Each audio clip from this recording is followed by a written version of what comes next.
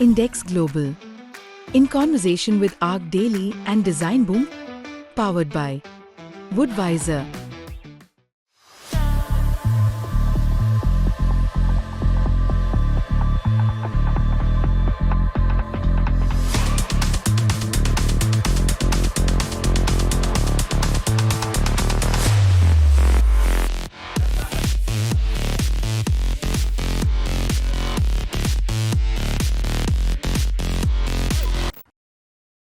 Good morning. My name is Claire Brovka. I'm managing editor at Design Boom. We are here with Index Global at Milan Design Week.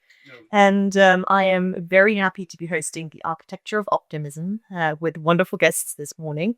I'm just going to ask you all to introduce yourselves briefly, and then we can start with some questions. Okay. I'll start. I'm Rajiv from Red Architects, and happy to be here with you guys. Hi, I'm architect Hiren Patel from Ahmedabad. Our studio known as the HPAD.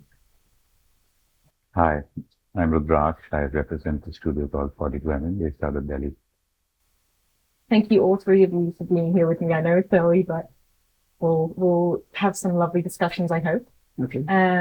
So the overarching theme for this is the architecture of optimism. So our questions are going to be, centered around that.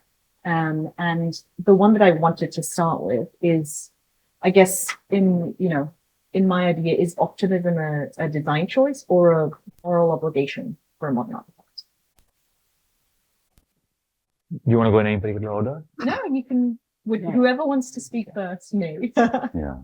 Rudraksh, start. So as an architect or a designer who's morally responsible to orchestrate the habitat of what people are going to experience, I think it is a prerequisite.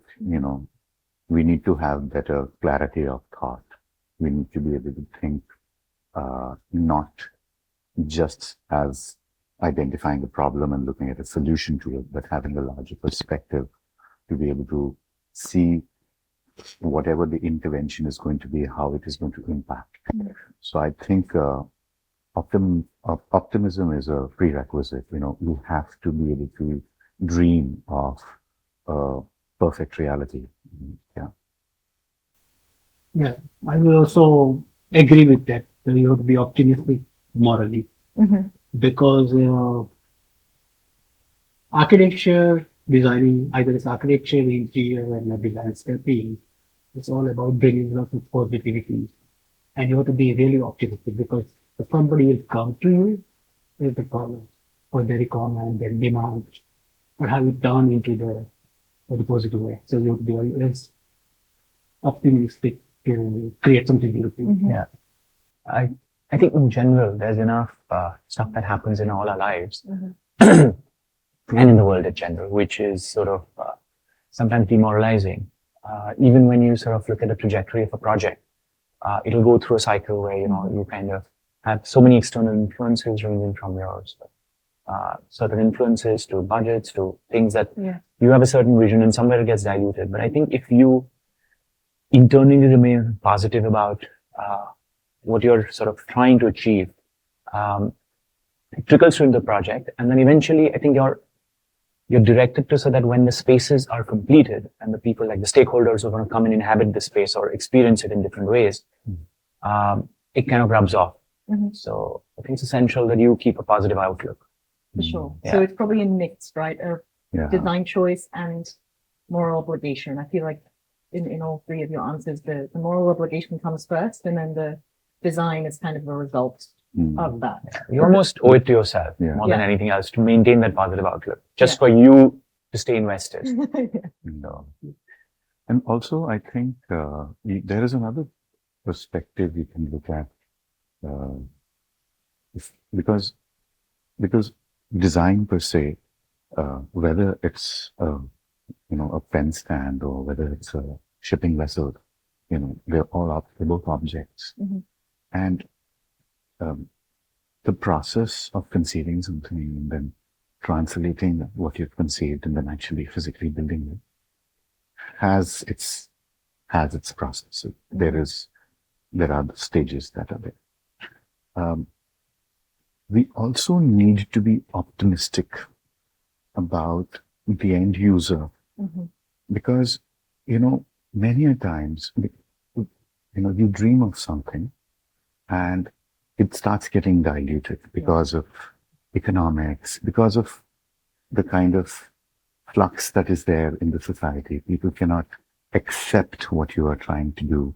So I think that at a different level, like, the first question was optimism in intent, Mhm. but here you need to be optimistic throughout the process also, because it's very easy to just let go and then something else becomes something else. To lose hope along the way. Yeah. I suppose. Also, I wanted to add is this, for us, the education makes a huge difference. Yeah. In architecture practice, in the architecture education, whenever you study, we all have to do different colleges. One of the finest colleges. Colleges are always finest. We don't have to really rank it. Because every time you find one of the finest professions in your career, and they have taught you beyond design. Design is a need, but what you think is beyond design. Right. So the people Yes. come to you for a design, but none of us will think for design. We think for moral first. Yeah. And that's the beauty.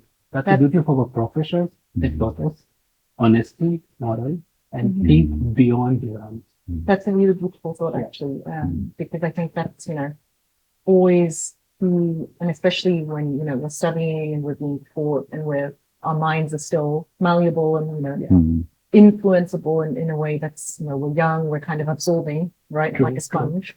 And I think those ground pillars, if I may rephrase your thinking in that way, is what then influences what you've all said, your approach to a design, your approach to a project.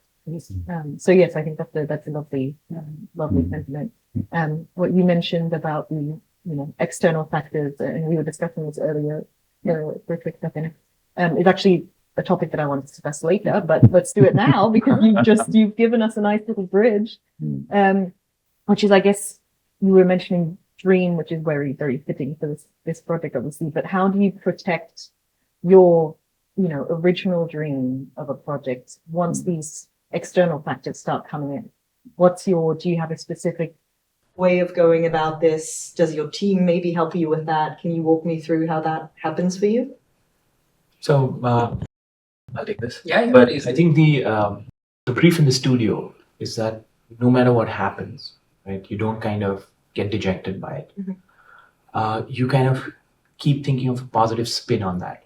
So even if there's like what we think of as constraints, right, when you get a design brief. So if you make the constraint the hero of the story, right, it could be like a column in the wrong place, it could be a project budget, it could be everything forces you to basically innovate.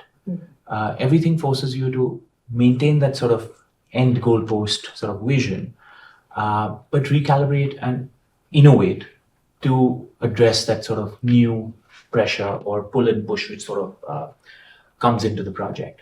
And I think that kind of holds so every time something happens, the conversation around is never negative.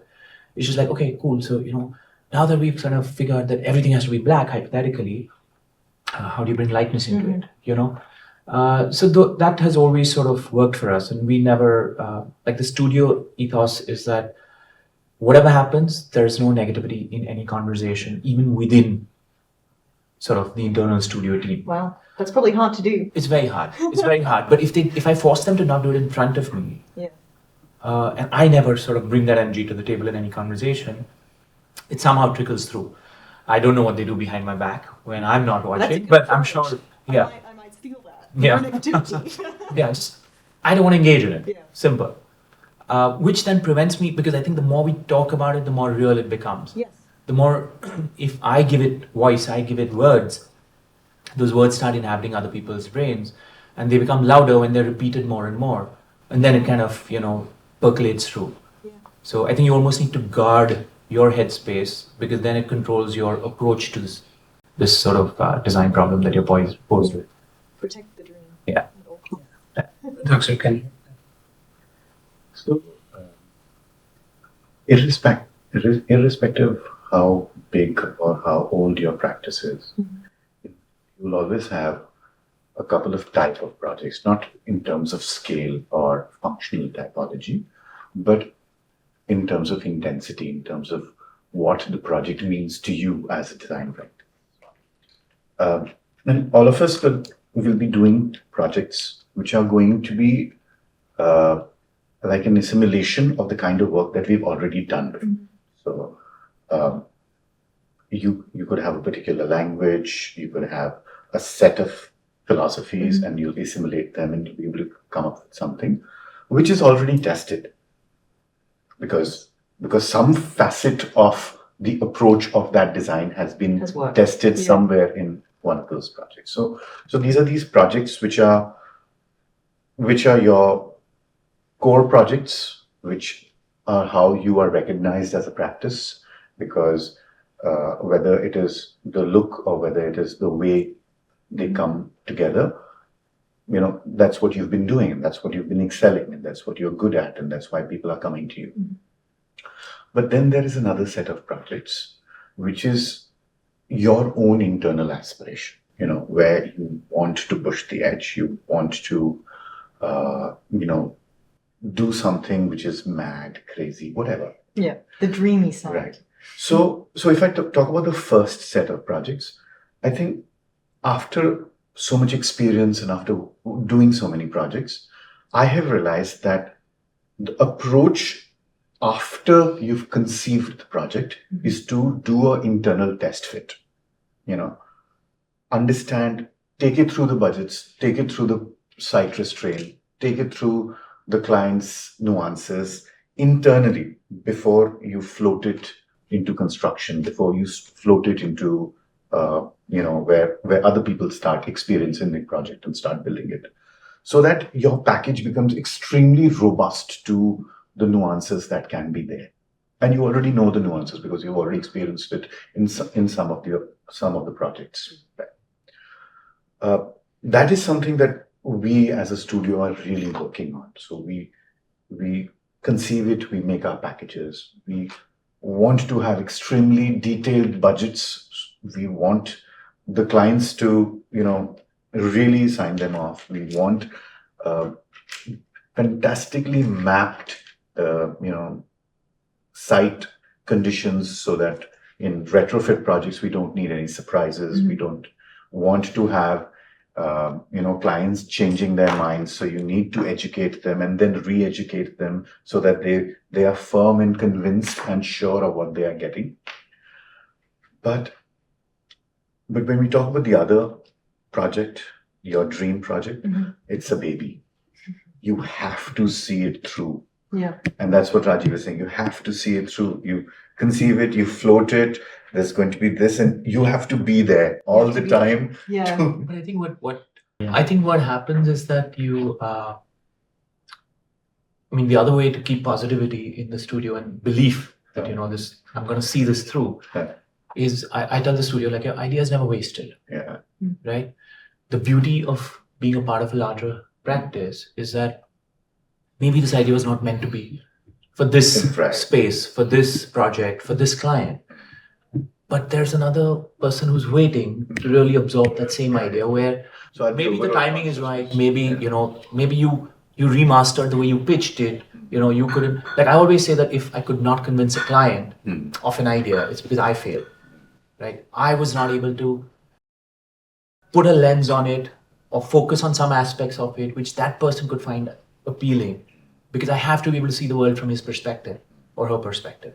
And that kind of really helps. Like everyone is, it's okay, this one said no to this, I have this one, and I think they will love this, and we can tweak it a little bit and this will work here.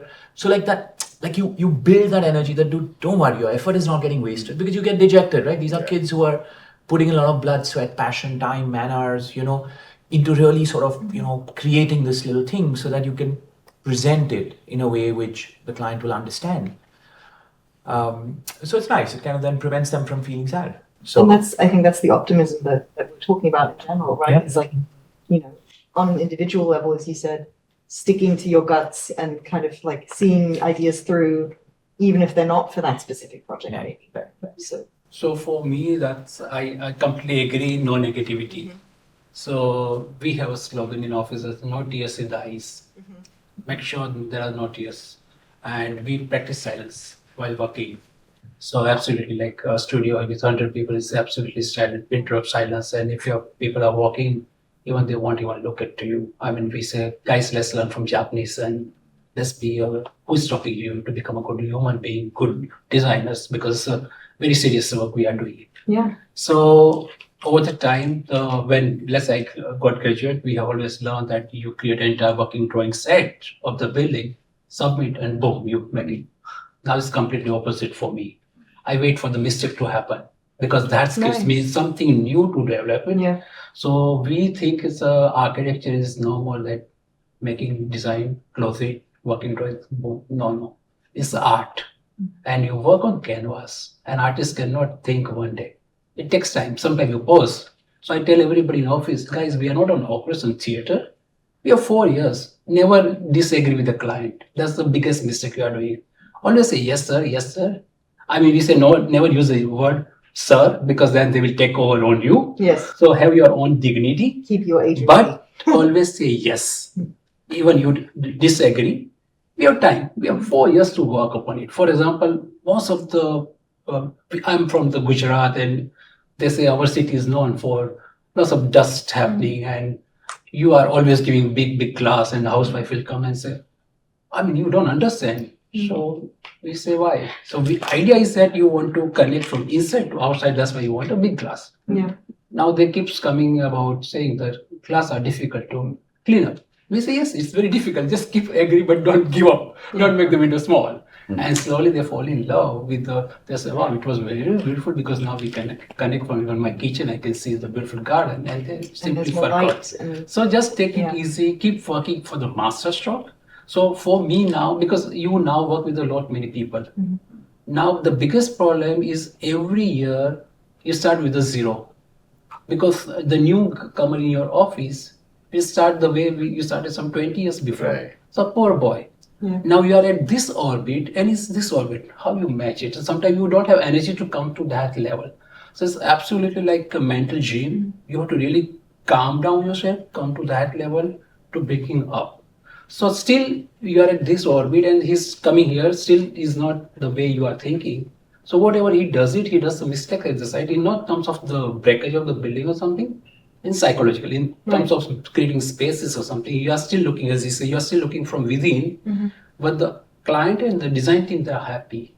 So inner blood pressure increase, definitely, but you keep working, and then you add some master stroke, and that's how it's become, it's beautiful. So that's how we practice. And I think that's a nice visual to keep in mind, is this gap, Yes, right? yes, Like this is where the optimism happens, is in this space in between. True.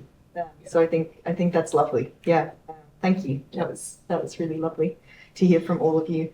I think in terms of, you touched upon this briefly with the light and window aspect, but one question I had was how a building can kind of influence the emotional resilience of who's inhabiting it. So, we've spoken about optimism, we've spoken about, keeping to your own kind of guns with a vision that you have for a building.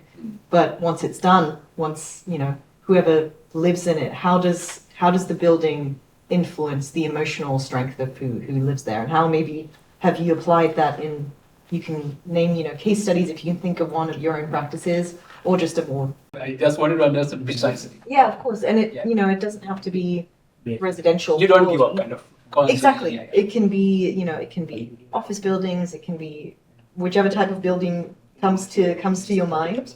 But, I think for me, the emotional aspect of a building is always something that personally draws me in. Like this, it's something that you can't quite put your finger on, but you walk into somewhere or you sit somewhere. It can be a house, it can be an office, and there's something that kind of touches you and kind of helps you, again, get back up, I suppose, in a way. So in terms of design choices, maybe, or in terms of approaches, how would you make that happen for people in buildings or rooms? You go first. Okay. I want to digest. Okay. Yeah. So I Feed think, off the answers of each other. I think so I did my sort of master's at Pratt, and my thesis was about perception of space, right? And when I did my master's, I mean, these wearables were not so popular, or not even there, like in a very commercial sort of format. But in that, the idea was that spaces that reacted to your mood, right? Yeah. So based on the data that the wearable will sort of communicate to the space that you inhabit, it could be your pulse, it could be, an elevated sort of anxiety level, which, this guy is detecting all of this, right? Even while I'm asleep. So that would determine how the space would counteract, Okay. correct? To keep you at an even keel. But what I realize is that today, the same space that I step into, the same office or the same home or the same bedroom or whatever, if I come with something that happened at work, or I come with a disagreement that happened with a spouse, and I bring it to the office, my reaction to the same space is different. If I've read something in the newspaper which has riled up my internal sort of headspace, I'm going to walk into that space already wanting the air conditioning to be cooler because I am actually warmer, right? If I'm nervous before a pitch, I'm suddenly starting to sweat. So these are all physical reactions to headspace which I can't control as an architect, right? So what we take a lot of pains and time and effort doing in our projects is that we'll spend anywhere between sometimes a good solid 8 to 10 hours with a client, sometimes more, sometimes a couple of days with stakeholders, depending on the space. To simplify it, if I draw this analogy to a home, we'll spend a lot of time getting the pulse of the clients who are going to use it, including so we'll sit with them as a family, we'll sit with them individually, we'll sit with them as couples, and the most amazing stories come out of these interactions. We'll even sit with their full-time staff, with their drivers, with everyone, right? In India, we have some privileges. But we'll sit with all of them because we think they're all equally sort of invested in this home. And they're going to be stakeholders, right? And their existence is going to balance out the owner's existence or the homeowner's existence. So now that we know this person really as much as we possibly can in those sort of few interactions, and then when we custom tailor the space for them and their idiosyncrasies, right? Little things like I wake up and I don't, but I wake up and someone smokes a cigarette first, Someone's like, don't disturb me until I have my first cup of coffee or tea. Someone's like, I get up and I'm all guns charging, like I'm buzzing like a bee. We had a client who basically gets up at 7 but doesn't step out of his space till 10 o'clock. He's a chain smoker and he reads. So, we created a washroom which is large enough with the library because he reads there. He has a balcony he can step out into, but the WC and the sink and everything is there. So it's a library meets a washroom space, but that's something you only design for him. With a balcony. With a balcony. Now, the point is that the internal resilience, because that space is so custom tailored to me, I think that's the beauty of sort of designing for someone, right? Which then allows that person to be absolutely sort of at the most comfortable. Having said that, if he still brings some baggage, there's nothing I can do about it. But within sort of, let's say, mean line optimal conditions, this space is gonna allow him to exist as him. So there are some clients who have these swanky dining tables where he's like, dude, I don't care. I just sit on the floor and I eat. So I always sit in front of the television, I sit on the floor and that's where I eat. Now, I'm not here to judge him. I'm not here to tell him how he should live his life. We had someone who wanted a stripper's pole. He just got divorced and he's like, I want a stripper's pole in the middle of my living room. But I'm like, cool, dude, bring it on, But to each his own, and I feel that allows that person to be most resilient and most optimistic and most sort of positive in that space because it fits him like a glove. It cannot fit me or anyone else. Keep in mind that, and I like what you said about, the entire organism of like who's living or who's, if it's a office building, who's working in that space, like all the stakeholders. Single stakeholder, every single variable that comes into this living, breathing thing needs to be taken accounted for. And it's much harder. Like when we did a school, like an educational campus, it was hard because we sat with every group of kids, right? So we sat with the whole class, but there'll be some kids who are louder in a class and some kids who have something to say. But how do you extract that information from them? And then we asked the teachers, like, give me just the quiet kids. So just a group of 4 or 5 kids. And then the 5 quieter kids versus the 5 more confident and more sort of, louder children have completely different things to say. So it's important that you make the time to listen to the stakeholders who may not have as big a voice. Right. You know, so it's yeah, I think that takes a lot of time. Yes. But once you Time is have that data, and then it's sort of, and then you distill it. Now I think maybe I'll use Claude to distill it in the next project. But right, I've heard but, Claude. I didn't know what Claude was up until Oh, you did? 2 days ago. no, really. Yeah, I got fully suckered into it for some legal documents, and now I'm like, oh, I love this, you know. But yeah, it helps to like suddenly consolidate data and just collate it. But you have to feed in all the data, and then it quickly sort of sorts it out, and suddenly gives you like data like how many people said what. Yeah. No, but that's lovely to kind of take that emotional data Yeah. in this case and use it to your advantage. Yes, so adding to his things, I mean, most of us, major architects would work more of housing, Yes. private homes, because ultimately that's the major task. Institute or let's say make a theater or airport is a very little number of the things. Since you have the number of houses to design. So majority of the work is always directly working with the client for making their homes. And India is growing economy. There's lots of desire to grow. People are self-made from humble ground and they have inner urge to become something, uplift their way of standard. There's a lot of aspiration Yes, lots of associated with aspiration. And if you become very, very comfortable, if you make them very comfortable, then they have desire to become like whom they are thinking as a mentor or something like that, and they want to adopt that lifestyle. And somehow we become a part of that, and this become very important. So technically, as a designers, you rise up their living, and Indian families is complicated, absolutely complicated. Somebody is dominating, and the rest of the people are wants the desire, but because of the culture of India, even they won't even utter. Right. So let's say the head of the house is very prominent. The daughter-in-law has so many ideas better than him. Even she won't even utter in front of that. I remember somebody used to come, the son and husband and wife were making their home, and every time the boy will listen, and they would say that he's about to get married, he doesn't understand XYZ, he requires room like this and like that, he requires larger the wardrobe and everything. Boy would listen. And when they will leave the office, after 5 minutes, the boy will call me. He say, Hiren uncle, can we put one study table next to my bedroom and one couch like that? And then I said, get your girlfriend upstairs. I said, it's very obvious that your father doesn't know, but you have a girlfriend and now she's guiding you what you have discussed. No? So it's very complicated. You know, we all have, we have become like a doctor to work with the Indian families. But what we are looking here is that, let's say, the loss of aspiration, but we have to bring them back to the root, right? So, for example, recently we designed house, we call house for verandas. So what we thought that they want air conditioning thing, everything, they can afford everything, but is this the way to live it? And we said no, because they love garden. And we said, let's create a lot many verandas, semi-open space where they are not supposed to sit in air conditioned space and they're connected to the garden. So we plug in that without telling them. And now we realize they end up living more in verandas because there are different verandas, and that was a success. So as architects, we have to think to bring whatever you believe, I believe, let's say, connect to the nature. Pandemic has taught us.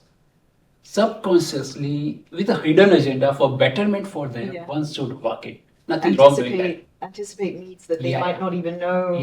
True. They have articulate. And it will heal them. Perhaps it will make them more happy. That's why people say your spaces look more spiritual. It has a positivity. Yes. But because of all these things, for sure. Which then helps, as we were discussing, the emotional resilience. Because if you, as you said earlier, are charged up, for one reason or another, you step out onto a veranda and you're like, okay, let's step back inside, and you feel different. And if you're sitting in big leaf of the, let's say, palm coming on the veranda, and having a cup of tea, that's the best place. You don't have to go to Maldives. You're right there at your veranda. For sure. And it doesn't have to be big one. It's just 8 feet margin, you are done. It's the size of whatever the space of your piece is doesn't matter. It's very much within what happens within and how that affects what's happening within. Claire, will you verbiate the question? Yes, of course. The question was, how can a building affect the emotional resilience of its inhabitants? Emotional resilience. Yes. So I agree with both of them, and and it's a very sensitive aspect of what they're talking about, emotional aspect.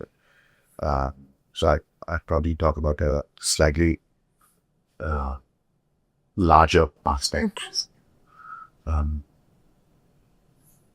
We all work with, especially architecture, we work with space and form, fundamental tools, fundamental alphabets of the language, right? And lately, not lately, like for a couple of years, I've really questioned the architects that had existed, like the courtyard, or the veranda, or the corridor, even the arch for that matter, so the column for that matter. Right? And we've been using them in a sequence to be able to create space, because historically that space has affected the people in terms of giving meaning to the way they are using the space.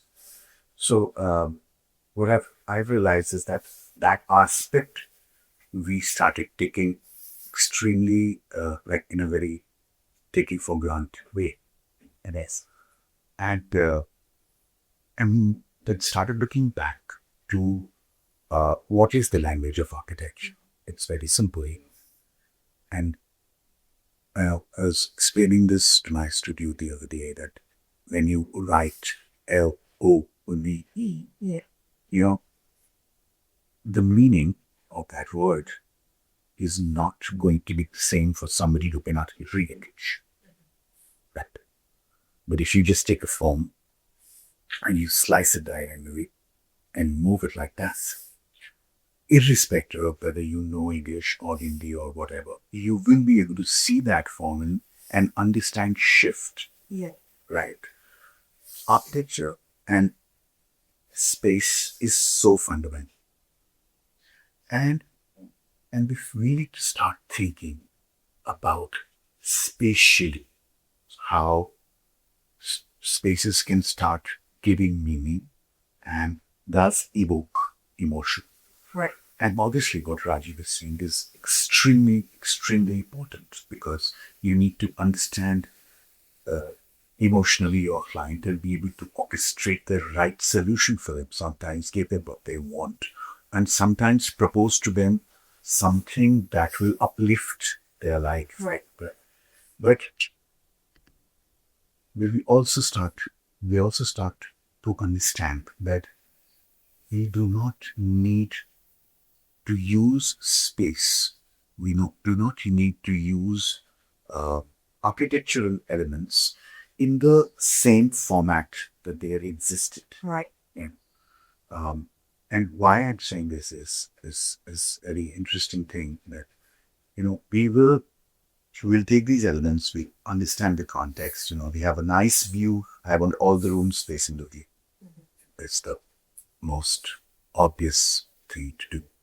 And then we start understanding things more in detail.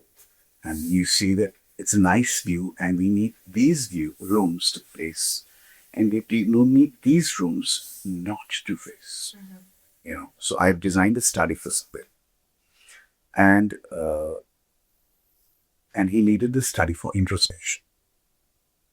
Right. He's a writer, he's a martyr, and he has this beautiful view.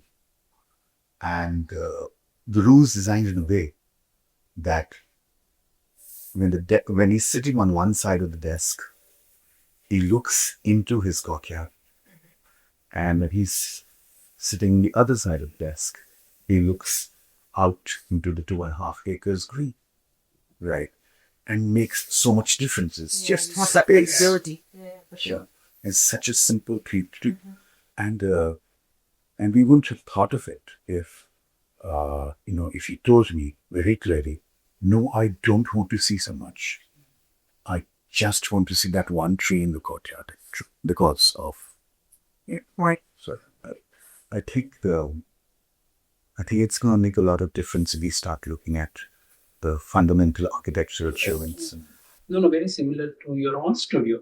You say that he has built a new beautiful studio, But still, he loves that his whole studio is smaller the space and he Yeah, feels like more the comfortable to title. work there. Yeah. So that's very personal.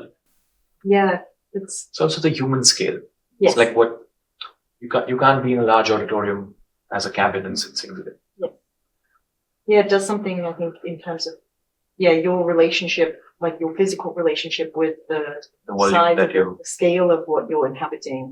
You know, of course, if you enter a huge hall, you feel small, right? But if your emotional surrounding is supportive in a way that it's holding you, the space is holding you, then your emotional core becomes a lot more stabilized, I think. So it's a different culture and philosophy. For example, let's say if you go to the church in the Europe or something, gosh, Yes. Cathedrals. and it makes you that you're small in Yes. front of the what are the belief you have. Versus in India is completely different. Temples are very humanized scale. Mhm. Even lower than human height. So you So you have to bend. duck. And the same Yeah. message is given that you're smaller than the deity. Yeah. So it's a very interesting that You kind of bow down before you enter, right? You kind of so the automatically volume, do that. that bending down itself made you to realize that Yeah. you are smaller than deity. But it's no need to make a huge Well, volume. I mean, it's a very different approach to the Yes. same idea, right? Yes. It's both meant to humble. Correct. One humbles through, a physical Yeah, a aspect. physical of making, gesture, right? Yeah. You know, The space stuff. dominates you. Yes. You know. The and other second humbles is like by the space is The monument. creating awe. Exactly. both are beautiful. Yes, both are beautiful, but it's as you said, the elements that are being used to that effect are very, very different, but it's the same effect. True. In an emotional, for sure.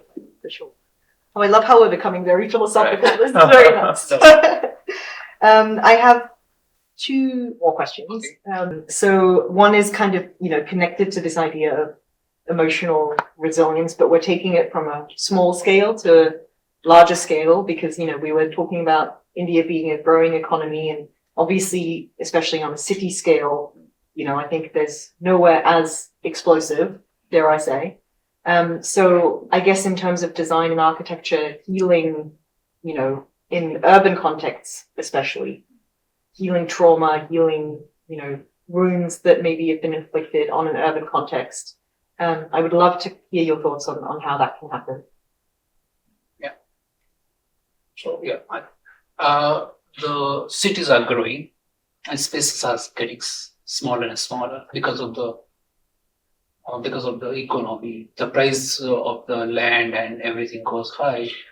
Buildings, the living spaces are becoming smaller. We have always read, we have been studying about Tokyo small apartments.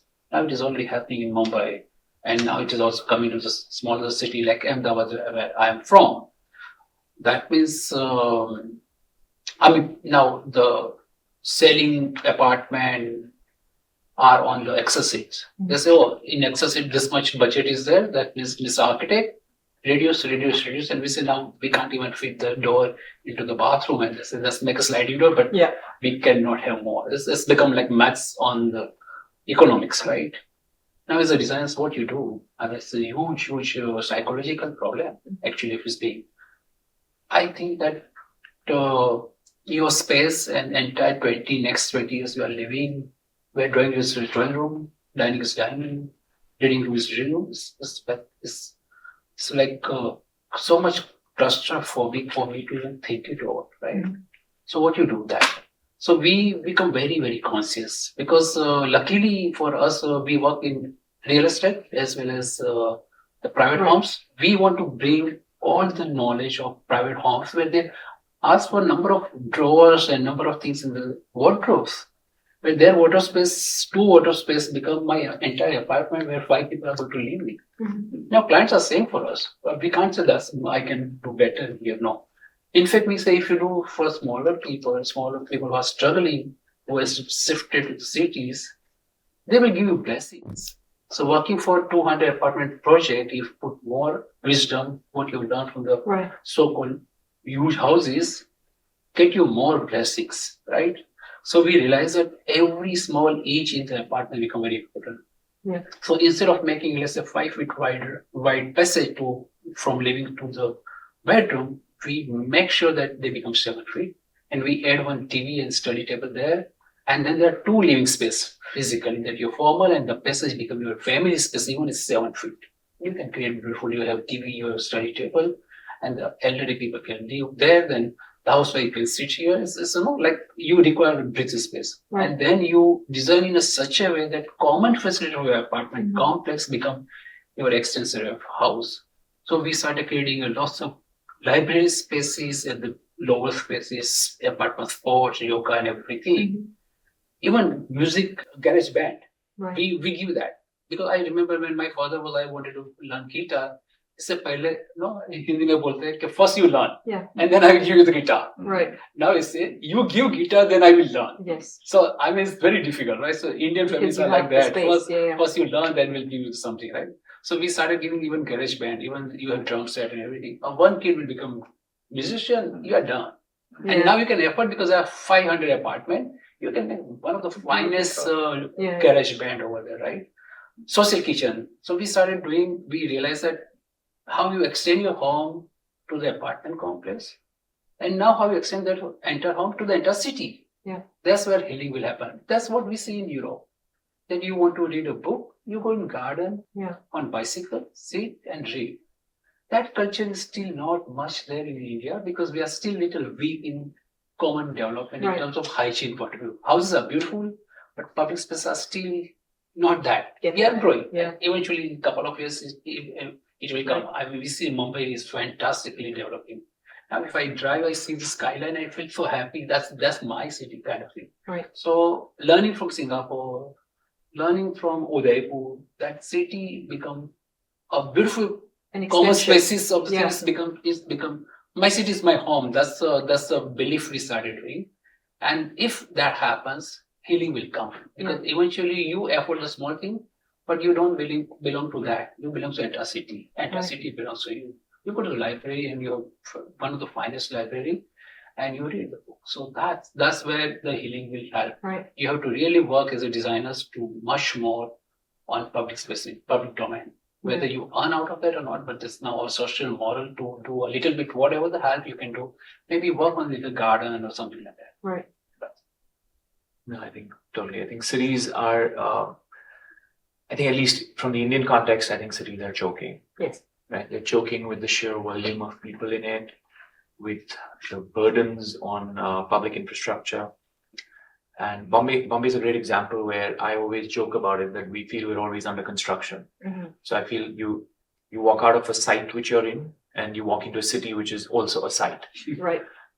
Because there's always roads being dug up, etc. So it's always supposed to be something that's upgrading, but because you're in a constant state of upgradation, so you're therefore in a constant state of construction. So actually I have a very dear friend, Alan, and Abraham. No, Alan, right? So he's I think among the few people who's very vocal. There's him, there's another architect friend, Rahul Kadri, and they're both borderline activists, but very vocal and trying to sort of get the whole architectural community together in an endeavor to kind of present to the powers that be that we need to have a sort of a definite focus on just green lungs for the city. Right. Which there are spaces in Bombay, and Alan's actually, put together this whole map, and his studio has, obviously pro bono done all of this work to show the city powers that how they can connect existing greens, create an open above ground infrastructure. It means a couple of underpasses, not too much of an expense on the city's sort of exchequer. But so there's this whole project, which is the coastal road, where there's been a lot of land being reclaimed. But the road front has been given to the ocean front has been given to the road, and there's a tranche of land which is reclaimed between the city and the road, which is intended as a green lung. For a while he was pitching the idea that why don't you take the green lung on the outside and move the road on the inside? I'm not changing your road intent. I'm not saying don't reclaim, don't do this, which of course kind of did happen eventually because it was already at a certain stage. But broadly, I think, like he's saying, that there needs to be effort if architects have the ability to sort of envisage where certain things can go wrong for the inhabitants of the city. But there's that sort of burden to take the time and the effort to try and at least present your point of view. I don't think you can combat the powers that be, but you can definitely take the effort to present your perspective and hope that it gets heard. Yeah. So that hope and that optimism is that someone out there is listening. I'm going to put it out there. You know, if it reaches the right ears and they have the right bent of mind that day, to acknowledge my perspective, magic will happen. Right. And it's that hope and that optimism which kind of makes you work and put it out there. And I love that about Alan. And every time I meet him, I'm envious of it. And I'm a little bit more focused on my region of influence. And look, I mean, I'm not going to waste my energy not being heard. So I'm a little bit more pessimistic myself. Mm-hmm. But I want to leech off his energy, somehow absorb that and learn from him. Yeah, which is very fascinating, this idea of, and again, it comes back to the dreaming, I think, right? Is Right. that like kids, it's such an additional effort in a way to what you said as well, to kind of go outside of this smaller scale to the citywide scale, to then come up with ideas to present, Right. you know, it's so many extra steps that you'd have to go through.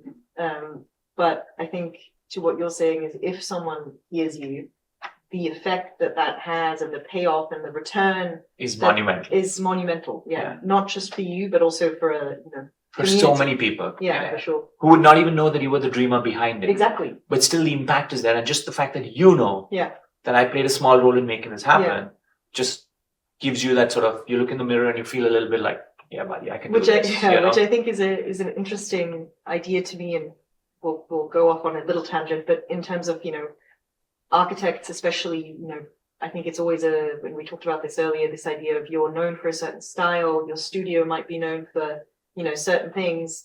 And this aspect, I think, is very much stepping back from that and taking taking the ego aside and just saying, this is something that, I can do for the community, even if no one knows that I did it. Right. So I think that's a healing aspect that's so very many common. so many times I tell all my fraternity friends which are well established practice across the country, I say work for history, Right. You do something that you become part of history. Making houses are not part of history. Yeah, I So agree. you do something, even you plant 10 trees, you Yeah. become a part of history. You have that quality, give it back to the society. For sure. Yeah. So, the urban scarring is very complex, and there is no one solution to it. One aspect that is creating a huge problem is real estate, because the economics of real estate is so loud and it's so intense that you cannot tell a developer not to maximize the amount that he is about to build. Yeah. Because he's going to maximize the amount that he has to build to be able to elevate the cost of that property and then everybody else. And that comes from a very fundamental psychology that he was talking about. That when a basic family goes to buy an apartment, they are bothered about how many bedrooms they are getting. What is the size of the bedroom? Are they getting a study table for their children to study or not? The very fundamental things. And that is the reverse calculation of space as mathematics. Right. Now, this cannot be negated but you need to understand that family also needs a park. Right. Which they are not paying for, Mm-hmm. but they need it. And they don't know that. We know that. Which comes back to our Right. earlier point. The person who's making policy knows that. Yeah. Right? It is extremely important that India needs to start studying very dense city developments. We need to study Shanghai. Right. It's very important. We need to study Tokyo. It's very important. We cannot study Vancouver. Yeah. It's not possible. Right? What needs to be done is you cannot kill real estate, because that's what Canada did. They told all the developers, you cannot control the prices. We will control the prices. Land is democratic. Right. And that is where real estate was killed. Right. Because none of the developers were interested in doing anything good because they're not making money. Yeah. You need to segregate land parcels for people to be able to make money. But everything else needs to be on an extremely detailed, thought out, evolving master plan. Because if we do not have a sensible master plan, and mind you, Bombay does not have a sensible master plan, Delhi does not have a sensible master plan. We are trying to implement a master plan which is 24 years old in Delhi, right? Which is already obsolete. It does not talk about integration of vehicular and pedestrian and green belts and this and that. And the reason is that you need to create a beautiful building, then you need to put a boundary around it. And people inside the building need to feel very nice that they are in the best complex, right? And then nobody thinks about what is going to be the quality of space that is going to be required outside your boundary line. Yeah, there's an echo that building like that creates. We need to put the best development should be done by the government. The best development should be done by the government, and it should not have any real estate constraints to it. You cannot increase the cost of land or decrease the cost of land. So if it is a park, it is a park and needs to be treated like a park. And people need to understand the value of the park. Yes, it's public value. Exactly. We actually have this thing, sorry, I'm interrupting, but in Bombay, there's this thing where parks have timings. So they're locked and not accessible at the times when children or a homeowner or someone who's a stay-at-home mom will actually have time to go to the park. It's locked. Correct. So it's supposedly so that the park doesn't get misused or doesn't become a place where you have the homeless living, or someone squatting in the park. But then if the park is closed and the park is open for 2 hours a day in the morning and 2 hours in the evening, it's not a public park. It's not a public park. I mean, the whole beauty is so. And a park cannot have a boundary. No. It is philosophically wrong. Exactly. That's what I meant with its public value. And you're completely right. Even the public building should not have the boundary. It should not have a boundary. I mean, when you go to Mumbai, the church gate uses the greens, and you see the people playing cricket. That's the beauty. Now, somehow people started building even the public building. And the reason is that we are putting these boundaries over. The thing is, you put a boundary and the kid does not want to go. So if we don't put a boundary and the kid goes out, then what will happen? He'll go and he'll come back and tell his mom, there's a man squatting, and then somebody will do something about it. But we need to start. We need to just start dissolving these boundaries. And administratively, I think our country is doing a very good job now. Even in terms of crime, we are doing a very good job now. If we start looking at some sensitivity in policy, I think we'll be able to have very good urban stitching now. It's getting there, I think. At least, people are trying. And these are nuances of exploding. Of course, but I think it's very important topics, and I think it's a very optimistic note to end on. We want everything to happen fast. But I also think, in order to kind of believe that these changes can happen, that's optimistic. It's this like optimistic stance that we kind of need to keep in order to be able to dissolve these boundaries, whether it's on a small home scale or on a larger city scale. So thank you all three of you so much for sitting with me and talking. It was wonderful.